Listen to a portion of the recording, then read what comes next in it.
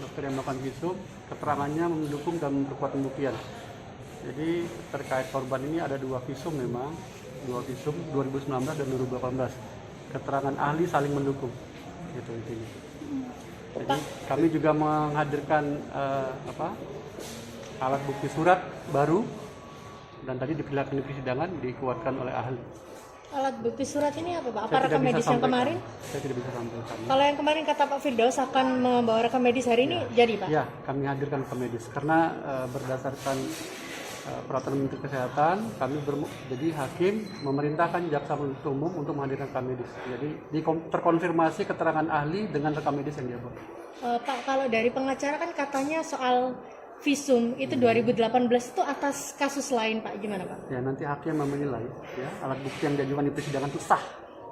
Ya, dinilai oleh hakim nanti dalam keputusan, dalam putusan. Gitu. Jalannya visum berapa lama Pak? Visum itu dengan kejadian? Ya, hampir setahun. Setahun lebih ya. Tidak ada masalah karena tadi ahli menjelaskan bahwa visum pun bisa dilakukan beberapa, dia tidak akan berubah. Arah robekannya tidak akan berubah selama dia belum nikah. Ya. Pak, kalau saksi dulu kan katanya 40, terus kemudian kan yang dihadirkan 16 atau 17 Pak untuk 16 total ya? 16, 18 sama ahli. 16, 18 sama ahli. Ya. Oke, ahli visum dan pidana ya? Ya. Kalau berikutnya kayak gimana Pak? Nanti ini kesempatan penasihat hukum lagi menghadirkan saksi Richard. Hari ini sudah kita panggil Richard 3 orang, tapi yang sampai dengan saat ini belum hadir. Kami belum dapat informasi ketidakhadiran saksi Richard apa, nanti diperintahkan lagi untuk menghadirkan di sidang berikutnya. Richard ini dari penasihat hukum ya? Ya, saksi yang meringankan. Saksi ini dihadirkan semua atau?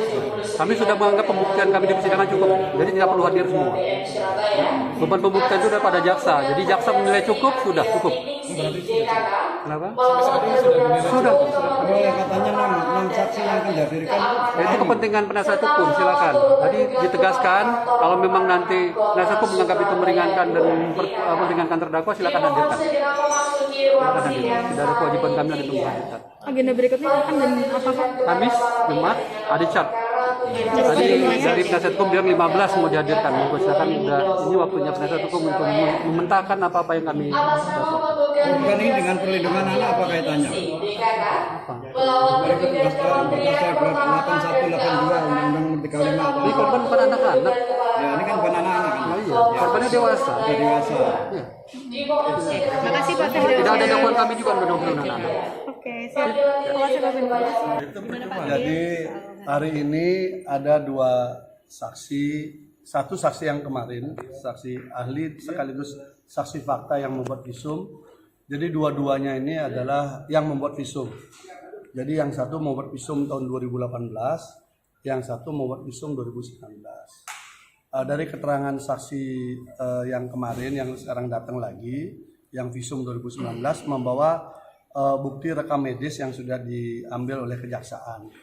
Nah, di dalam rekam medis itu terlihat catatan-catatan dan sebagainya yang membuktikan bahwa kan isinya benar, kira-kira begitulah. Karena kan ada koreksi tuh, yang 2019 kan ada 2 visum, itu yang bukaan robekan ke angka 13 dan 69 sampai dasar itu. Nah, ternyata dari situ kemudian ada juga foto organ intim daripada korban. Nah, menjadi perdebatan kita adalah karena saksi korban waktu bersaksi kami tanya itu tidak pernah difoto. Ya, tetapi saksi ahli tadi mengatakan bahwa sudah izin untuk foto, itu satu. Tapi biarkan nanti itu menjadi catatan karena kan rekaman saksi korban kan ada. Kemudian yang kedua, bagaimana kita menentukan produk foto itu memang betul milik yang bersangkutan. Saya minta filenya, karena itu hanya printan aja. Langsung dikatakan filenya dihapus. Saya bilang ini ada nomor HP-nya Samsung S10. Saya minta udah HP-nya saja, kita akan datangkan ahli digital forensik untuk membuka data itu benar nggak. Foto itu diambil di waktu yang sama dengan waktu di visum. Dia katakan hilang. Jadi susah kita mengejar alasan lupa dan hilang. Dihapus, pertama lupa, dihapus, hilang. Nah, ini membuat kita kesulitan untuk membuat memverifikasi apakah validitas rekam medik ini memang baru dibuat atau memang sudah lama ya. Kemudian foto yang organ intim itu apakah milik yang bersangkutan atau milik orang lain atau memang diambil pada saat itu atau setelah itu. Yang pasti saksi korban di depan persidangan mengatakan tidak pernah diambil fotonya. Itu saya sudah tanya lebih awal sebelum saksi ini akan hadir. Berarti Jadi tidak itu sinkron, Bang, ya? itu Tidak ada sinkron antara korban dengan keterangan. ya artinya tidak sinkron dia. Nah, tapi apapun itu kita hargai sebagai sebuah bukti. Nah, saksi yang kedua ini validitas soal visum tahun 2018. Saya tanya bagaimana SOP untuk membuat visum. Pertama harus ada korban yang melapor ke polisi. Kemudian polisi membuat surat dan sebagainya. Nah, korban ini kan melapor 2019. Oktober 2019.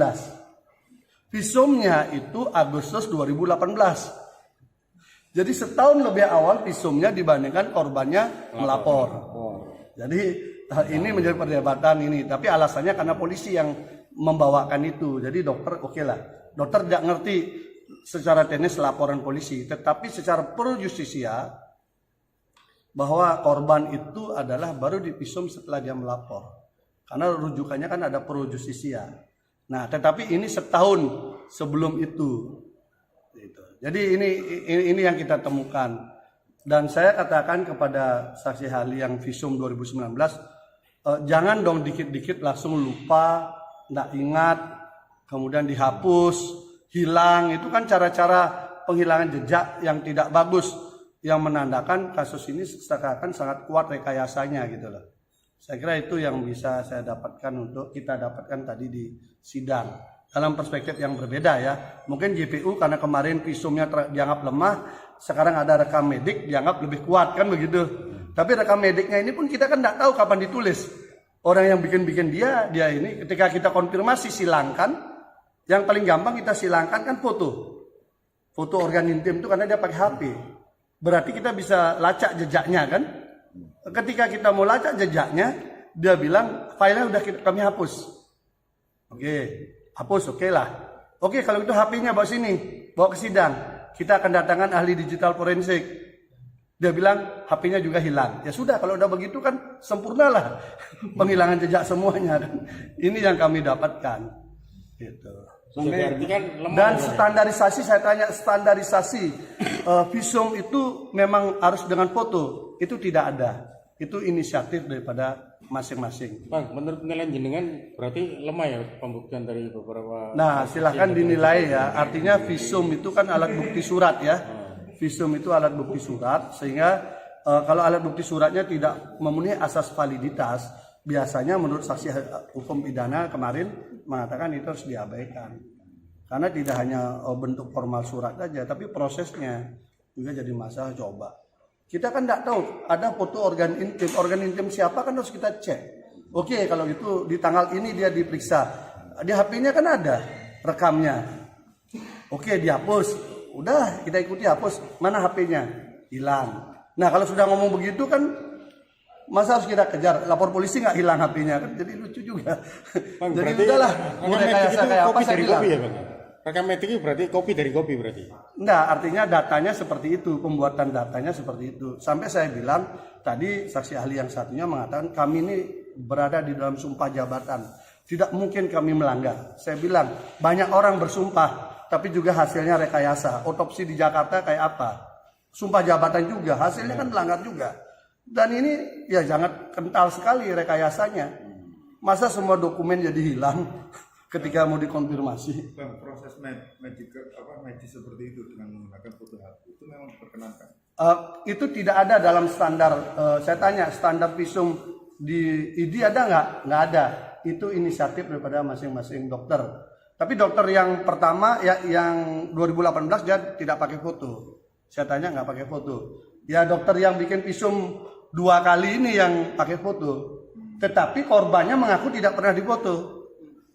Itu masalah, ya kita kejar. Itu foto itu, organ intimnya siapa? Kita kan penasaran juga kan. Tapi katanya filenya dihapus, HP-nya hilang, ya dan lain sebagainya lah. Ya itulah potret beliau. Sampai sidang 15 ini Mbak, yang merasa jadi korban itu berapa orang benarnya? Yang didakwaan hanya 1.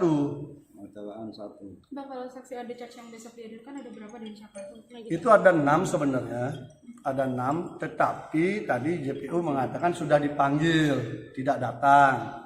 Tapi kita lihat juga, tanya manggil lewat apa, lewat pos, manggilnya lewat pos. Ya, kita benar nggaknya kan kita belum tahu.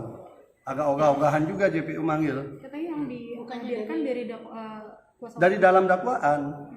Jadi di dalam BAP itu sudah diperiksa oleh polisi.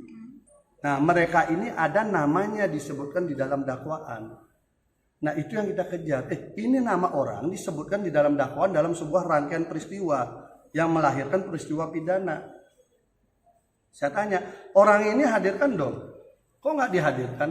Mestinya JPU bersemangat menghadirkan ini, mestinya. Karena kan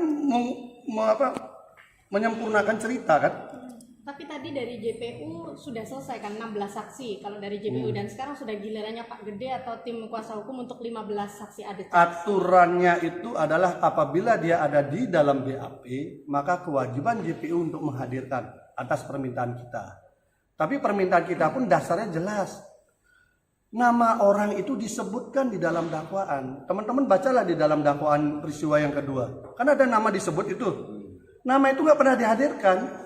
Kan aneh, saksi fakta tidak dihadirkan, saksi gosip banyak-banyak pakai baju LPSK. Ini apa gitu loh. Saya juga jujur aja saya komplain juga sama LPSK. LPSK segitu banyak dipakein seragam, semua testimonium diaudit tuh. Kemudian ada saksi fakta tidak dia urus.